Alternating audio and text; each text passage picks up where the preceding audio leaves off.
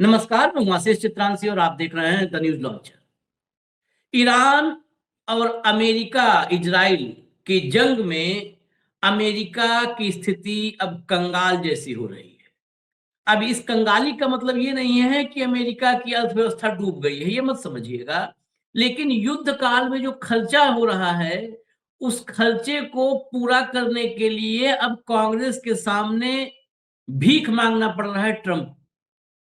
फिर से एक बार युद्ध के लिए पैसे खत्म हो गए, जब कंगाल हो गए, तो कांग्रेस के सामने पैसा मांगने जा रहे हैं। कांग्रेस के सामने पैसा मांगने जा रहे हैं तो पहले से ही अमेरिका में सवाल खड़े होने लग गए हैं कि कांग्रेस के सामने इस बार बड़ी फजीहत होने वाली है। लेकिन इससे बड़ी खबर है F-35 स्टील्थ, अमेरिका की सबसे बड़ी ताकत। आखिरी बार 2018 में खबर आई थी कि F-35 पर फायरिंग हुई थी और क्षतिग्रस्त हुआ था। F-35 को हवा में ईरान ने उड़ा दिया। हालांकि उस पर लीपापोती बहुत सारी अमेरिका कर रहा है। CNN ने पहले इस खबर को बताया कि अमेरिका के F-35 को ईरान ने हवा में ही उड़ाया है। उसके बाद अमेरिका की तरफ से सफाई आनी शुरू हुई।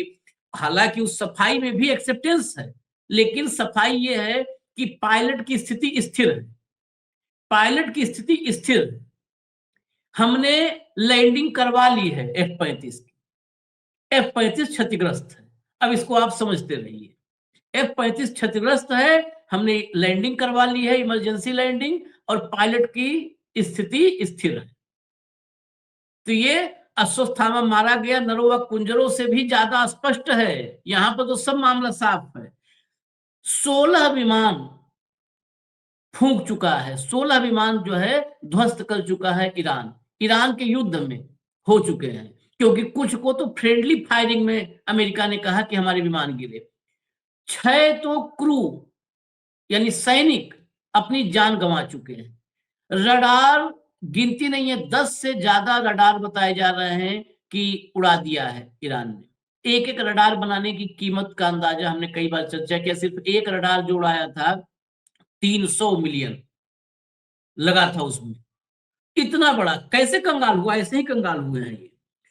और खबर तो ये है कि होर्मुज से जो जहाज कुछ निकल रहे हैं वो टोल दे रहे हैं। और टोल कितना, मतलब वो दे रहे हैं कुछ, उसके लिए पैसा 2-2 मिलियन।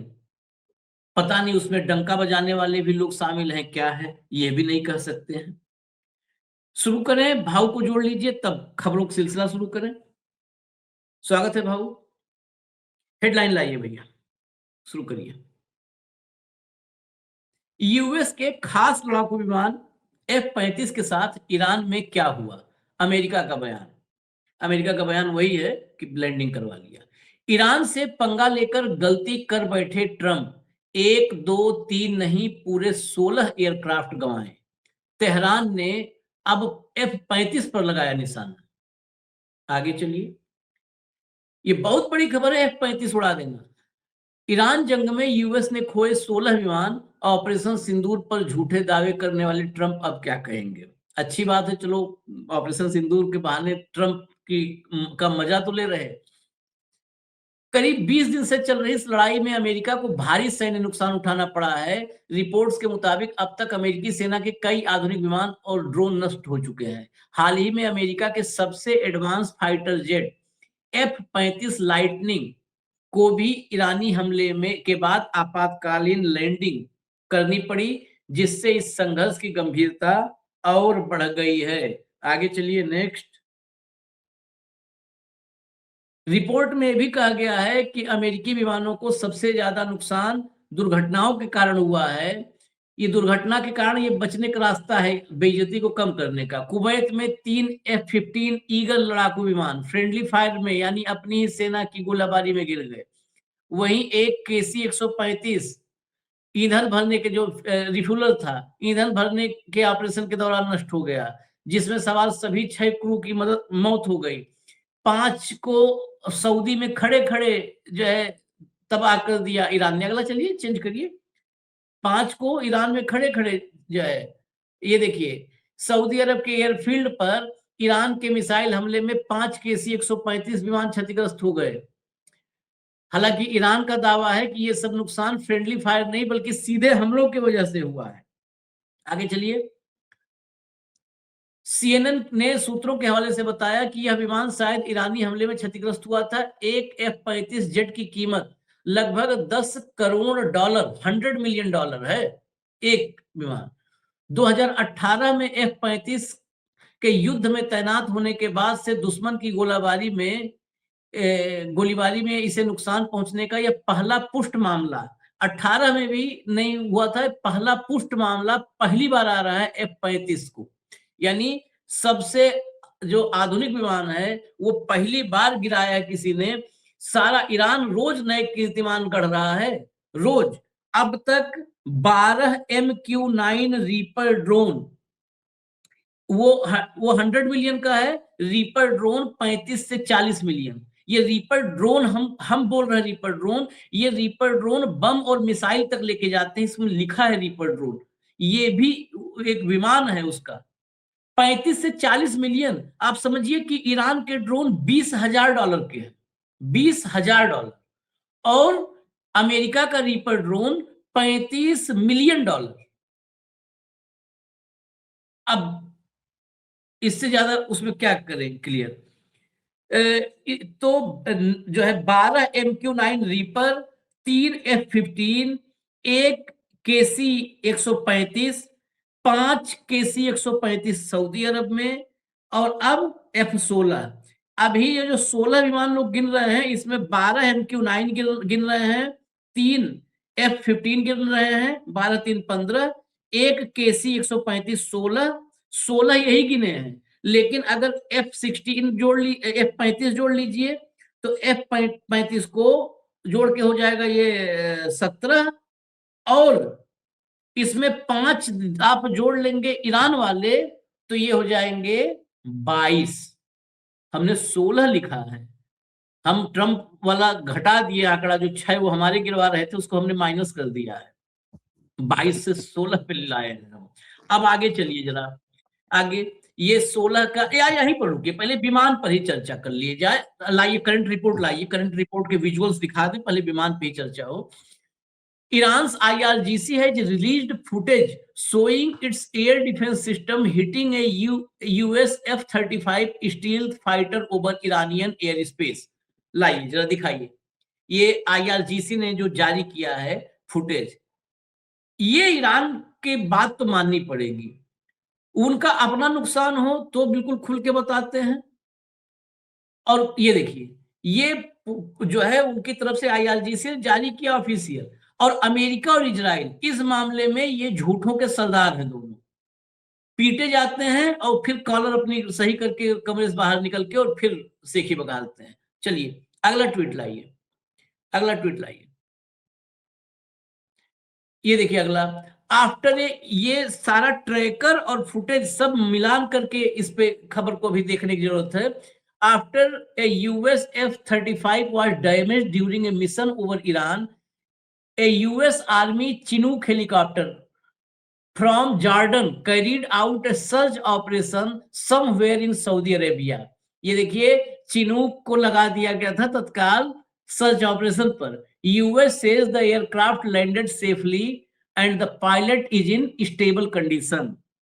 अब जरा वो भी दिखा दीजिए, ये ट्रैकर सब। आज दुनिया बहुत आधुनिक हो गई है, अब अमेरिका को लगता है कि ये लाइए, ये देखिएगा जरा, ये पूरा जो चिनूक को लगाया गया सर्च ऑपरेशन में, ये पूरा ट्रैकर से लेकर के और दुनिया भर में फुटेज पहुंचा दिए गए हैं।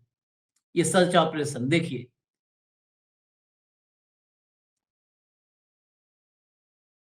पूरा का पूरा, हाँ पूरा इसमें रूट और सब कितना, देखिए कितना भटका है बेचारा ये चिनूक। चलिए अब जो है, हाँ अब इसको हटाइए, अब चलते हैं भाऊ के पास, फिर अभी आ रहे हैं बाकी हिस्सों पर, कंगाली पर ट्रंप के। आशीष भाऊ, आशीष हाँ, आशीष कई बार जब हम कुछ चीज पढ़ते हैं तो खुद हंसी से रोक नहीं सकते। ऊपर लिखा है कि चिनूर चॉपर सर्च ऑपरेशन के लिए लगाया गया है। इसका मतलब मिसिंग है। हाँ, पायलट इजेक्ट आउट हुआ है और वो मिसिंग है। और उसकी आखिरी लाइन कहती है उस ट्वीट की US said it is landed safely. The pilot is in condition. यदि सेफली लैंड होता है तो फिर सर्च किसका कर रहे हो? ये सिंगल इंजन F-35 जो है, ये single engine single seat plane है 5th जनरेशन का। इसमें ऐसा नहीं कि एक ने इजेक्ट किया और दूसरा उसको लैंड कर गया। यदि सर्च ऑपरेशन पायलट के लिए है तो इसका मतलब पायलट ने प्लेन छोड़ दिया, प्लेन क्रैश हो गया। यदि प्लेन लैंड हो गया तो पायलट प्लेन में है। प्लेन हिट होके लैंड हो गया तो फिर सर्च ऑपरेशन किसके लिए है?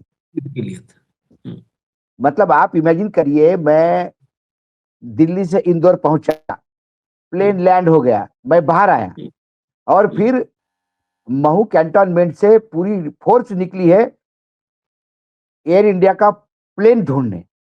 कैसा लगेगा आपको? प्लेन तो एयरपोर्ट पे है, सर्च किसका कर रहे हो? जो आखिरी लाइन है ये यूनाइटेड स्टेट का सफेद झूठ है और ये सिर्फ अपनी इज्जत बचाने का दयनीय प्रयास है। सर्च ऑपरेशन पे चॉपर कितनी जगह घुमा, कितना सॉल्टीज कर रहा है, राउंड काट रहा है, इसका ट्रैकर ने मैप दिया है।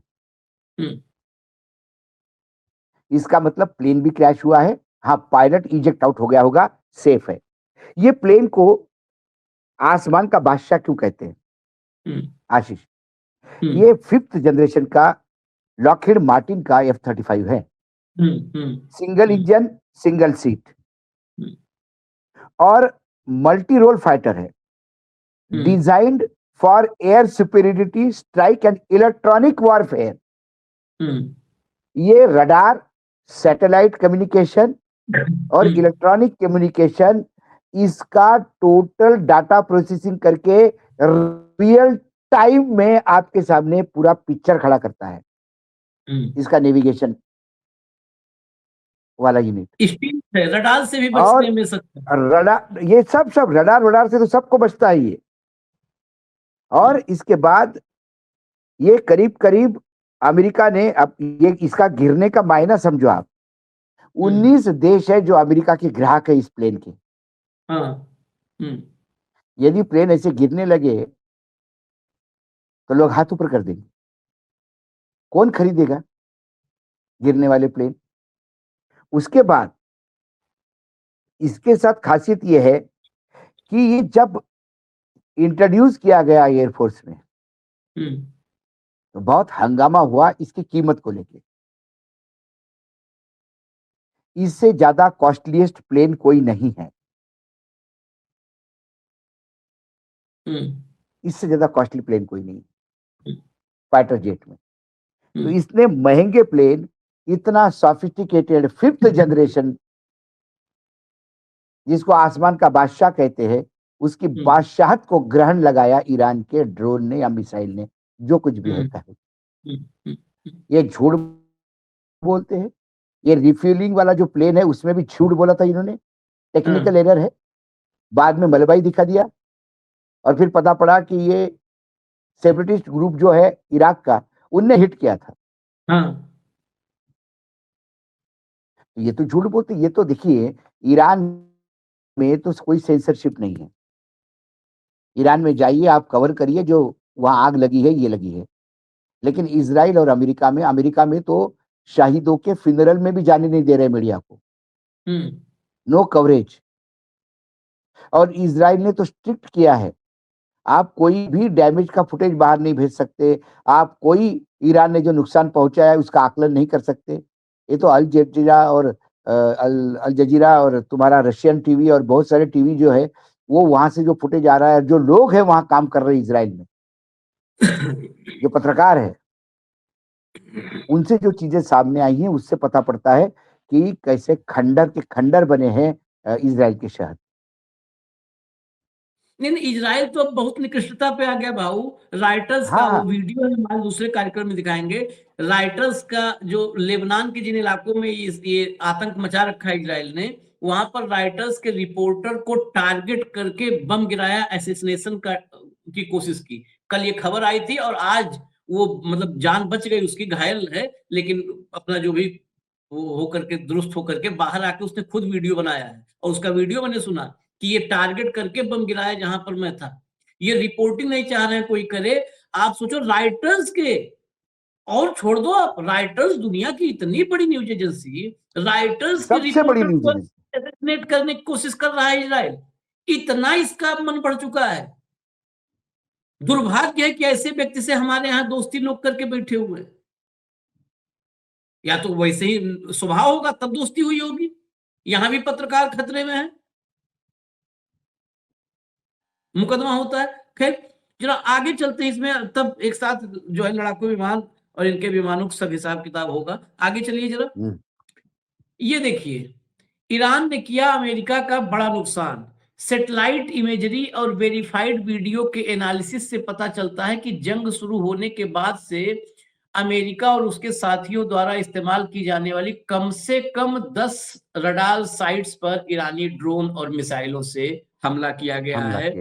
10। अभी हम लोग 4 पर चर्चा किए थे आज 4 दिन पहले, लेकिन तमाम रिपोर्ट्स उमाशंकर सिंह इकट्ठा करके वो करते हैं। नहीं 10 आशीष, साइट्स, 10 आपने तो चार किए, लेकिन यदि आप ये युद्ध शुरू होने से आज तक के यदि न्यूज लॉन्चर के सारे रिपोर्ट कंपाइल करें तो मुझे लगता है 10 के 10 हमने रिपोर्ट किए हैं, सिर्फ हमने टोटल नहीं लगाई। सबसे पहले वो 5,000 किलोमीटर वाला वो ठोका, फिर इजराइल जो अमेरिकन एम्बेसी थी उसको ठोका, फिर उनका एक पूरा कम्युनिकेशन मतलब रडार कम्युनिकेशन सिस्टम मतलब रडार वो उन्होंने बेस पे ठोका। ऐसे कम से कम मुझे 4-5 तो प्रोग्राम मुझे ही याद है जो हमने किए हैं इस पे। ये एबीसी न्यूज ने कंपाइल भी किया है। ये एबीसी न्यूज जो भी ये उमाशंकर चला रहे हैं, ये एबीसी न्यूज के मतलब ये ऐसा नहीं है कि मनगढ़ंत हो, ये ऑथेंटिक सोर्स है। ये एबीसी न्यूज के चला दीजिए। ये देखिए, एबीसी मतलब अमेरिकन ब्रॉडकास्टिंग कॉर्पोरेशन। हाँ, इसका Iran hits US radar system, ये देखिए अलग अलग ये किया है।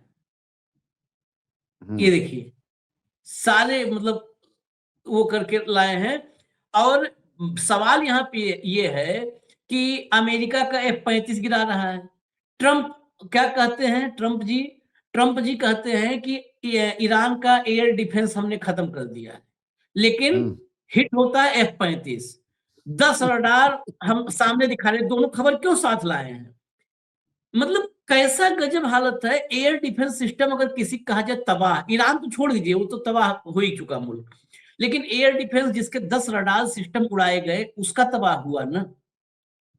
F-35 जिसके जो है एयर स्पेस में F-35 उड़ाया गया, उसके डिफेंस सिस्टम में, एयर डिफेंस में जान होगी तब तो उड़ा दिया उसने, जान होगी तब तो उड़ा दिया। तुम्हारा F-35 स्टील्थ जो रडार से भी बचने में सक्षम है उसको उड़ा दिया, और तुम कर उसका एयर डिफेंस खत्म है। और तुम्हारे 10 रडार उड़ा दिए गए, ड्रोन तुम्हारे दूतावास के ऊपर घूमते हैं जैसे आए हो अक्षरधाम मंदिर पे दर्शन करने।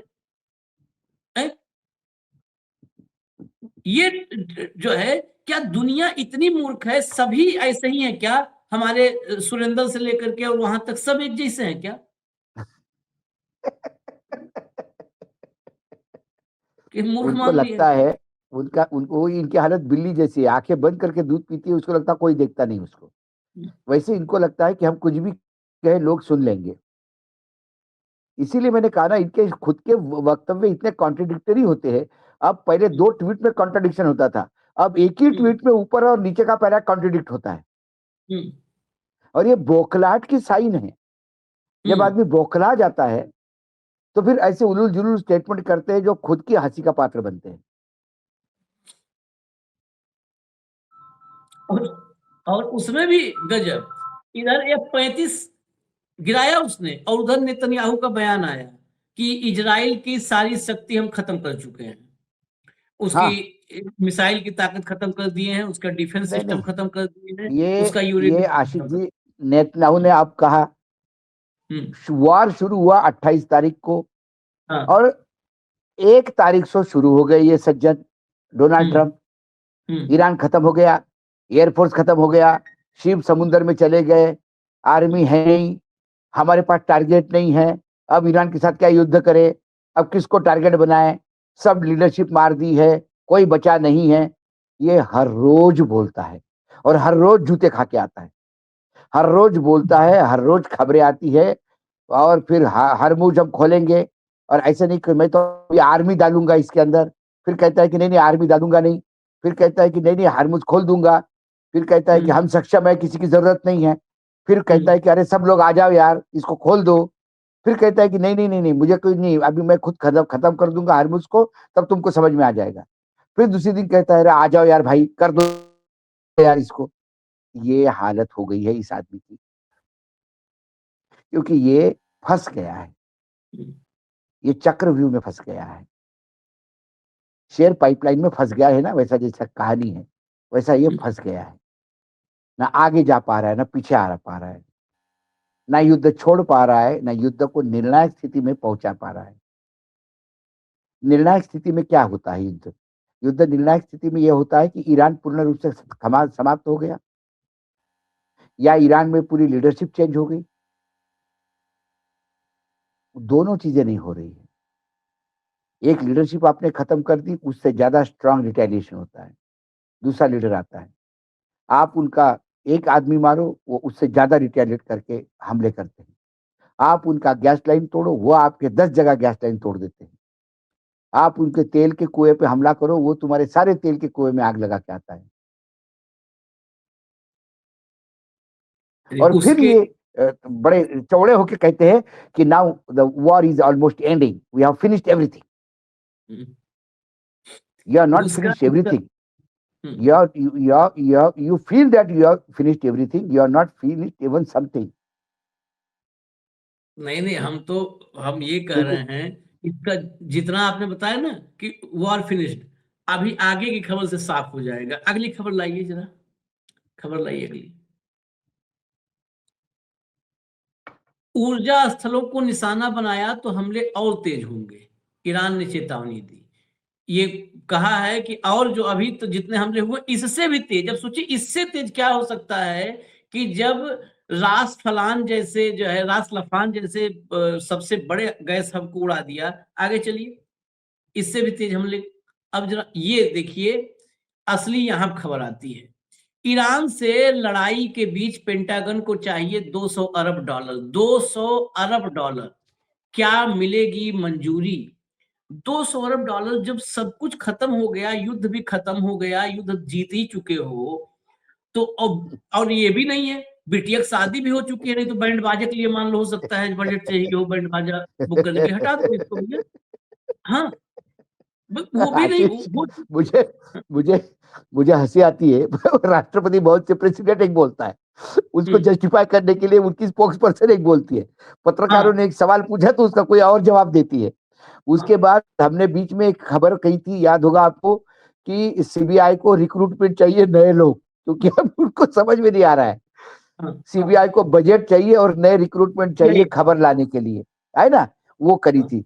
उसके बाद अब इनको 16,000 करोड़ रुपए सैंक्शन हुए थे 100 घंटे के युद्ध के लिए, वो उनके अब 1,00,000 करोड़ 10 दिन में हो गए। 2,00,000 करोड़, दो माफ सौ कीजिएगा, दो अरब लाख डॉलर करोड़ और 10। मांग रहा है। हाँ, अब 200 अरब डॉलर और मांग रहा है। इसका मतलब आप ये जान जाइए कि अमेरिका का भयानक नुकसान हुआ है। हम्म हम्म और उससे ये भी आभास हो चुका है कि युद्ध अभी खत्म नहीं होने वाला है। ये 200 अरब युद्ध डॉलर तभी अभी तो मांग। पांच युद्ध 4-5 महीने के लिए अभी लंबा खींचेगा। चलो वो तो 200 अरब डॉलर ले भी लेगा हाथ पैर जोड़ के। मुझे हाँ, इसराइल की चिंता हो रही है, वो कहां से लाएगा? इसराइल के उसी में तो वो भी नेतन्याहू ने बीच मांगेगा। में अपील किया जनता से हाँ, कि युद्ध हाँ, के लिए पैसा दो, वो भी बैंक्रप्सी पे आ गए हैं। हाँ, खाया पिया कुछ नहीं, गिलास फोड़ा, 1.5 रुपया हो गया।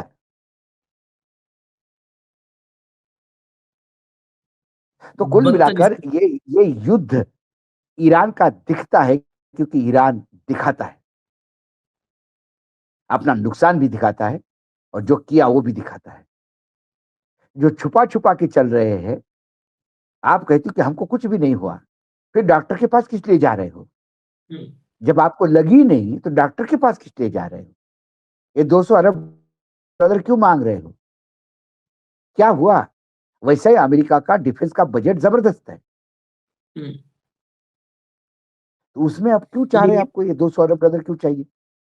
कांग्रेस से मंजूरी में पसीने छूट जाएंगे, क्योंकि कांग्रेस ऐसा थोड़ा कि इनकी कैबिनेट है। कांग्रेस में सवाल और होंगे, वहां पर तो युद्ध के लिए भी कांग्रेस से परमिशन लेनी पड़ती है, इसने तो वो भी और कांग्रेस को। और ये जितने कुपड़ और अंधभक्त सुन रहे होंगे, गलती से कभी कभी आ जाते हैं हमारे यहाँ पे, तो उनको मैं बता दूं, आशीष जी बार बार कांग्रेस कह रहे हैं, इसका मतलब अमेरिका का पार्लियामेंट है, अमेरिका के पार्लियामेंट को कांग्रेस कहते हैं। नहीं तो कल से आप ट्वीट करना शुरू कर दोगे, देखो राहुल गांधी की इधर हमको कांग्रेस क्यों, मोदी और ट्रम्प की दोस्ती को लेके गाली देते हो और खुद फंड करते हो, अमेरिका को फंड देते हो। अभी हमने सुना कांग्रेस को पैसा मांगा है। ऐसे कुपड़ बहुत है अंधभक्त। तो उनको बता दूं, आशीष जी, जब भी कांग्रेस कहे ईरान इराक के संबंध में, तो वो पार्लियामेंट है अमेरिका की, वो राहुल गांधी की कांग्रेस नहीं है। हाथ जोड़ लिया आपको, आप तो उसी में इन्हीं का लगा दोगे कि देखो ये आशीष जी क्या कह रहे हैं। ऐसा ना करे भाई, और फजीहत मत उड़ाओ अपनी, ठीक है? राहुल हाँ, गांधी कांग्रेस बेचारा, उसका खाता कांग्रेस का सीज कर देते हैं चुनाव समय में, वो क्या उस पैसा देगा किसी को। चलिए आगे चलिए जरा, आगे चलिए, अभी कुछ महत्वपूर्ण हिस्सा बचा हुआ है, आगे चलिए। कुवैत की बड़ी रिफाइनरी पर ईरानी ड्रोन अटैक, ये देखिएगा इस खबर को। कुवैत की बड़ी रिफाइनरी पर ईरानी ड्रोन अटैक, लगी भयंकर आग, कई यूनिट्स बंद। ये खबर आपने देखा। इसके बाद एक जो है आईआरजीसी की तरफ से जो बयान आता है, उस बयान को जरा सुनिएगा, थोड़ा सा सावधान भी, अब वॉर एनालिसिस में सावधान रहने की भी जरूरत है, जरा सुनिए फिर मैं बताता हूँ। बिस्मिल्लाहिर्रहमानिर्रहीम। همانطور که قبلا اعلام کردیم، نیروهای مسلح ایران تمام زیرساخت‌های متعلق به آمریکا و رژیم صهیونیستی را مورد هدف قرار خواهند. मैं हिंदी में बता दे रहा हूँ, नीचे इंग्लिश में पूरा का पूरा ट्रांसक्रिप्ट चल रहा है, उसको भी आप पढ़ सकते हैं। मैं इसका सारांश बता दूं। आईआरजीसी की तरफ से प्रवक्ता इब्राहिम जोल्फाकरी हैं, ये कह रहे हैं कि इजराइल क्षेत्र के ऊर्जा ढांचे, खासकर सऊदी का अरामको जो है, ऐसी सभी सुविधाओं पर जो है इजराइल हमला कर सकता है। जो इस क्षेत्र का, मिडिल ईस्ट के जो ऊर्जा ढांचे हैं, उस पर इजराइल हमला कर सकता है, और इसका दोष ईरान पर मढ़ने की साजिश कर सकता है। ये हमला करके और साजिश ईरान पर मढ़े।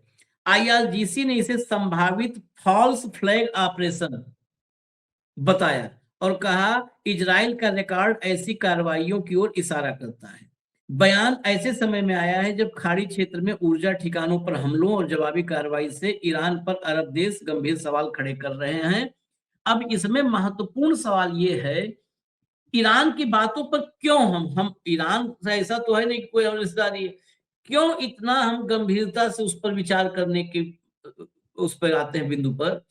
क्योंकि ईरान जब हमला करता है, ईरान ने जब गैस फील्ड पर उसके हमला हुआ, उसके बाद ईरान ने नाम के साथ जारी कर दिया कि अब यहां हमला करने जा रहे हैं, सावधान रहो भाई, हम करने जा रहे हैं। वो जब अटैक भी कर रहा है जहां पर, तो उस अटैक को वोन करता है वो कि ये हमने किया है, हम जिम्मेदारी ले रहे हैं।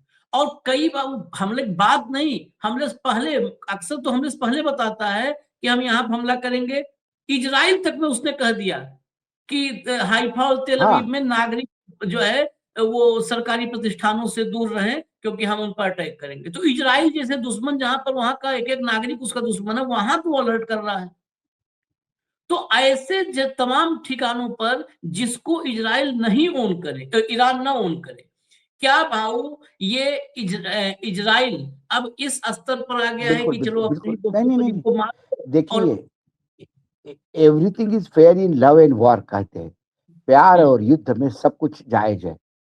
तो अब मैं आपको फिर एक, परसों के दिन जो हमने वीडियो किया था या कल किया था, जिसमें आपने इस थ्योरी को बिल्कुल सामने रखा था, मुझे याद है कि जब अमेरिका में ड्रोन घूमते हुए दिखाई दिए उनके आर्मी बेस पे, जो डिफेंस मिनिस्टर, पेंटागन चीफ और उनके जो विदेश मंत्री है, उनके घरों के ऊपर ड्रोन का झुंड दिखाई दिया।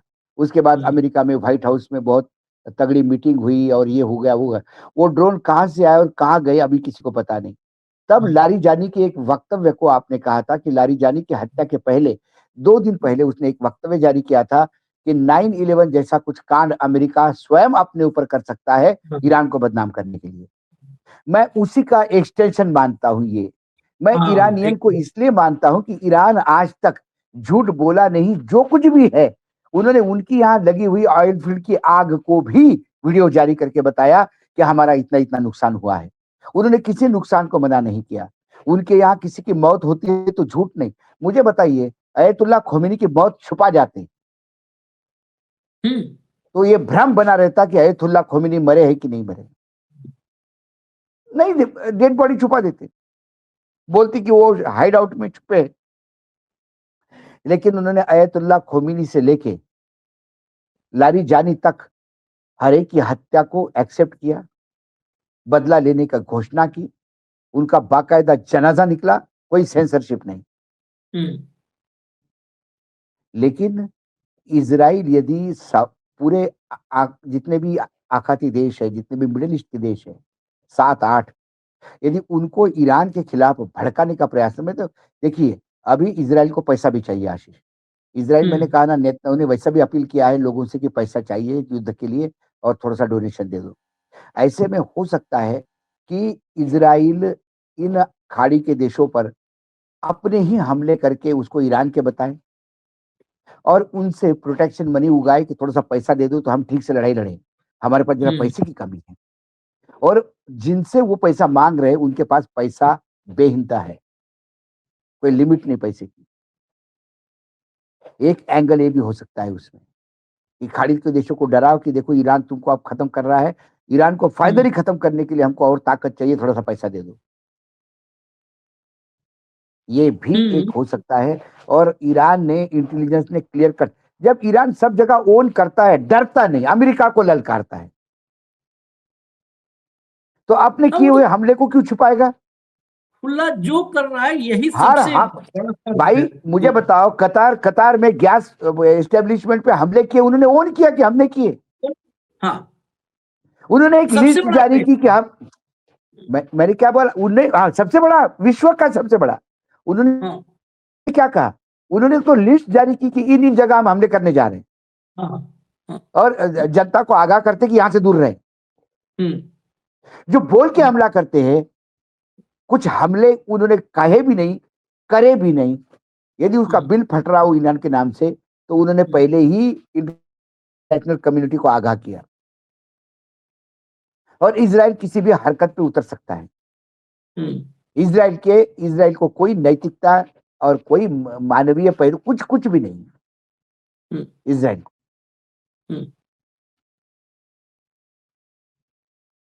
चलिए एक आखिरी खबर इसमें देखेंगे। ये खबर सोचने के लिए है।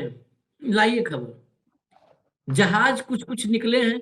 हालांकि हम आज जो है सरकार और सरकारी तंत्र के झूठ पर एक बड़ा एक कार्यक्रम भी लेकर के आएंगे, लेकिन ये देखिएगा जरा। Breaking, oil tanker company paid Iran $2 million fee for safe passage through the strait of Hormuz. ये एफटी की रिपोर्ट है। ये आप मत जाइएगा, करंट रिपोर्ट सारा ऑथेंटिक मीडिया रिपोर्ट्स को कलेक्ट करके दिखाता है और ये रिपोर्ट एफटी की है।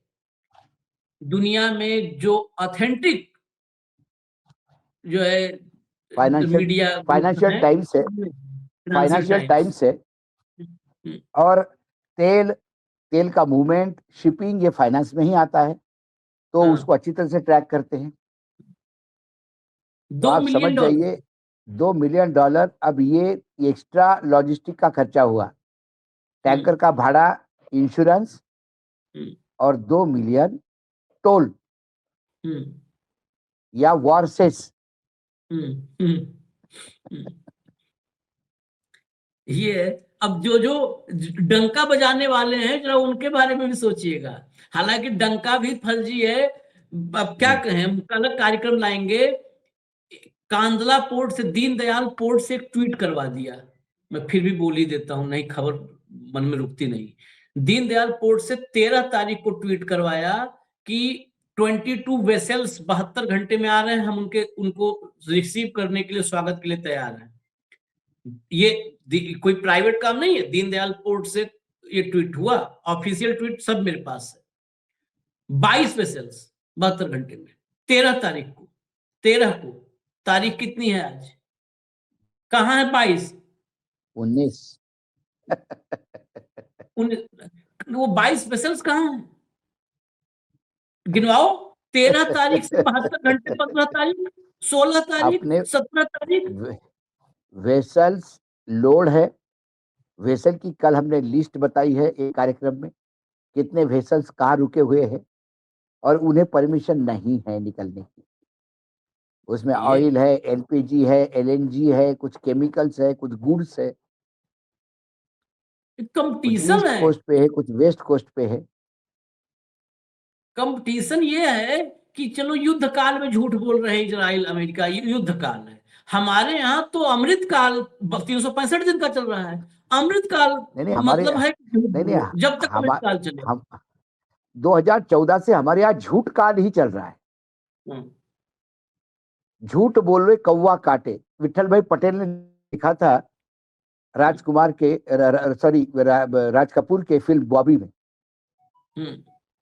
वो भी उन्होंने, जब राज कपूर ने उनको सिचुएशन सुनाई, सोफा सेट पे बैठे थे, विठल भाई ने खुद किस्सा सुनाया आशीष जी मुझे, और उनको गाने के बोल नहीं समझ रहे थे। इतने में पास में फोन बजा, फोन उठाया राज कपूर ने और किसी से बात कर रहे थे, तो उसने कुछ कहा होगा, तो राज कपूर ने कहा देखो झूठ मत बोलो, झूठ बोलोगे तो कौवा काटेगा। लेकिन अभी कौवे ने 2014 के बाद काटना छोड़ दिया है। कौवा तो जैसे योद्धाओं कौवे ने ये कहा, कौवे से बात हुई तो कौवे ने ये कहा कि भाई साहब काटते रहेंगे तो खाएंगे क्या। 2014 के बाद तो हर सेकंड में काटना पड़ रहा है, इसलिए अब झूठ बोले कौवा काटे ये बंद हो गया। तो इसीलिए 2014 से हमारे यहाँ कौवा काल चल रहा है, झूठ काल चल रहा है, कोई अमृत काल नहीं है।